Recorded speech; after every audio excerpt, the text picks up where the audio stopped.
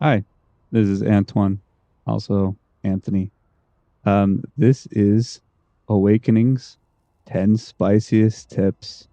Um, it is daytime now, and I waited through the nighttime in order so the game looks nice for you guys. Um, let's turn off the camera and get started. These are in no particular order. I have 21 of them, but this is going to be a two-parter, so let's get started. Number one is mashing E on storage in order to transfer items.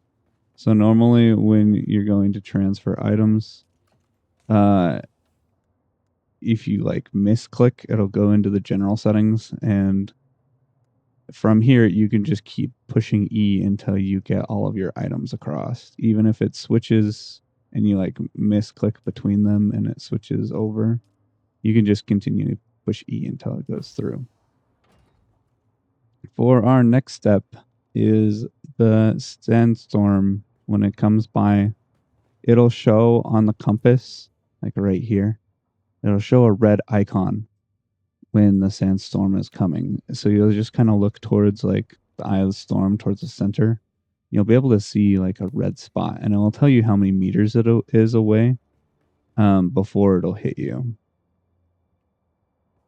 Uh, Number 3, and if you learned something from this video, please subscribe because that'd be great. Suspenser pad can help you not get eaten by the worm. There's been other videos of people doing this, but like, it's just so nice. If you see the worm de-aggros at the top of the suspenser pad, there's so many uses for this in the deep desert, collecting spice. I've haven't had any issues with it. Um, when I go collect spice, I always use the Suspenser pad. Number 3, actually number 4. What you'll want to do in the deep desert is every single time you're collecting spice, you'll want to always take a look up before you spawn your copter. While you're collecting spice, it's always helpful to like look up, make sure nobody's around, and then place your copter. There's been a lot of times what PvPers will do, they'll like look, watch for you when you're like about to place your copter. As soon as you place your copter, that's when they shoot the rockets. So always look up. If there's somebody looking at you, go ahead and not place your copter. Use some mobility, move across the place, then place it. Number 5. Oh, I don't have source of power equipped right now, but I'll quickly snag it. And this is so much better with more people, but I bet you I can show you. So source of power can be used on top of copters. Let me show you. And this can be used in certain ways.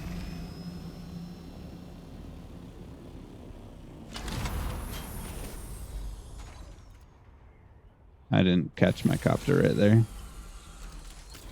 Oh, give me one more try.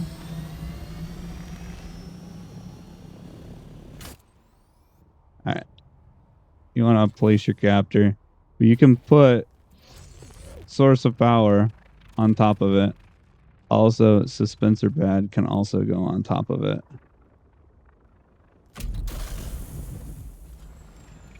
I don't know what the implementations are, but if let's say you have a buddy that's like las gunning from the top of the top of your copter, you could put down source of power on top of it and potentially continue las gunning with source of power. Number 6 is how to pick up a copter midair. I might need to grab a battery before we do this.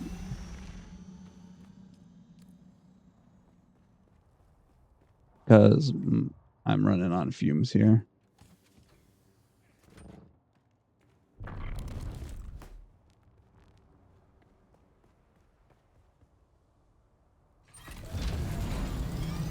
So you'll want to turn your wings on. And hopefully you already have your gun out. If not, you'll have to push like your gun button like as soon as you get out. But you'll hold E, look down immediately, and pocket and click it. And then when you're in above air, you can actually place it. And while you're up here, you can actually like swap out for storage, like detach, reattach, get back in. But you'll want to exit vulture mode. And then sometimes it's good to like pull back and look up. Try and get like the so your it doesn't nosedive as quickly. So you can look down and click it faster. I still had my welding torches catched. But for the most part, in like PvP zones, I'll make sure to always have my vehicle backup tool like in my hand each time I get in so that I can just immediately look down and pocket. Sometimes if it goes down too fast, you can kind of, if you don't get it on the first try, you can kind of turn around and grab the tail end of it. But mostly you want to just look down and grab the front of it. Number 7 is this one is a two-parter. This one is how great field maintenance is. So field maintenance and gunsmith. So these two perks, if anything you get out of this video, it's the fact that field maintenance and gunsmith are just amazing perks. And the reason why is you think it says weapons and tools. But here's the thing is see your power pack, it says utility dash utility tools. So this is the tool. Full suspensor belt, that's a tool. Your shield is also a tool. Weapon, weapon, weapon. Hydroleader John, that's a tool. Welding torch, tool. Extractor, tool. Everything you use besides your armor is all tools. And I max that out. And then I usually put 1 point into garment keeper. Then I don't lose as much. But this field maintenance will keep your suspensor pad going for a really long time. I still carry a second one, but man, it's so nice to have. Also, you'll want to feather tap when you're like midair. You'll want to feather tap your suspensor belt, and that will help with durability. If you just tap it, it like uses like I think like a 10th or like a 5th of the durability. Number 9 is this one's a funny one, but you can actually switch abilities mid bindu sprint. So if you're bindu sprinting, you can go into your abilities and like snag a different one while bindu sprinting.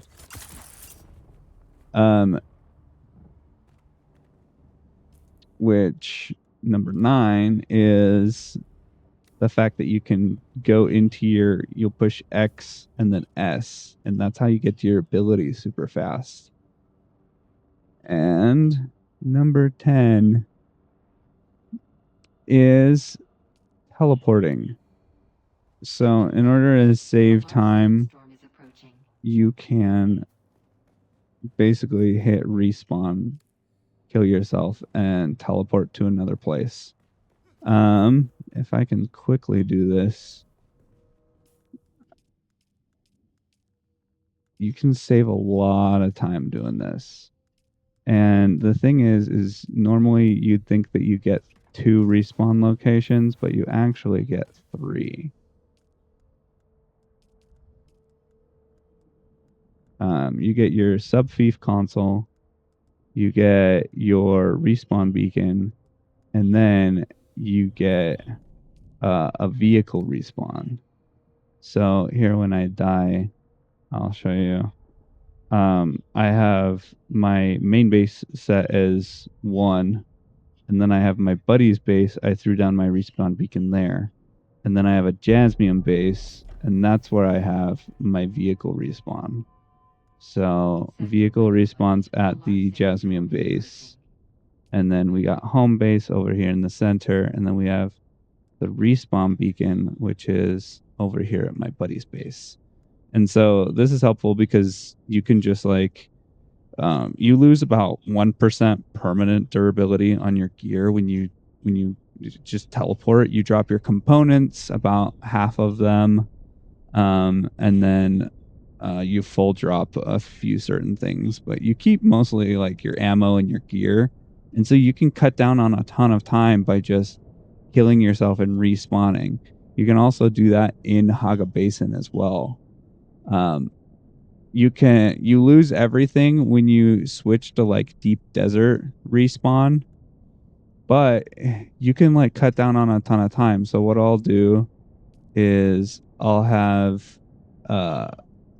1 kit in here, and then I'll have another kit in the deep desert. And when I'm doing stuff in Haga Basin, I'll do it there, and then I'll throw it in a chest, and then I'll just respawn in the deep desert, and I keep the two separate. And then I don't have to go through the map or anything. I'll just teleport, basically. You can also kind of do that with a few different other things.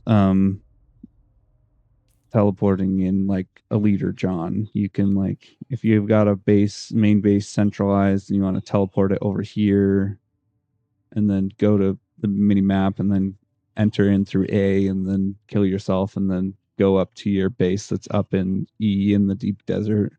You can kind of teleport things around like that, as long as it's not resources. But and my final and bonus tip is this one's a good one. Last bonus tip, number 11, is going to be always create a forward base in the deep desert. You'll have your base in like E, and then you'll build they call it a rat's nest. You'll want to build it in a forward location, but nobody always wants to break into those things. And so, and they can't break into them until a storm comes. So you can at least, in between storms, throw down your thing and then do your forward base. Anyway, I hope those 10 tips helped, and I hope you look forward to watching the next one. Thanks.